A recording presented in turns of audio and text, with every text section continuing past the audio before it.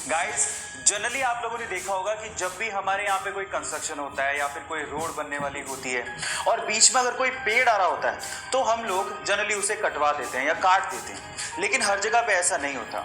Japan का example लेते हैं। अगर जापान में कहीं पे कोई रोड बन रही है या कोई कंस्ट्रक्शन होता है और बीच में कोई पेड़ आ रहा होता है तो वो लोग पेड़ को काटते नहीं है। इनफैक्ट वो जड़ के साथ उस पेड़ को किसी दूसरी जगह पे रीलोकेट कर देते हैं और इस तरह से वो पेड़ों को बचाते हैं और ये हमारे इकोसिस्टम के लिए जरूरी भी है। आपको ये जापान का तरीका कैसा लगा और आपको क्या लगता है कि हमारे देश में भी ये चीज इंप्लीमेंट होनी चाहिए? चैट सेक्शन में लिखना मत भूलिएगा।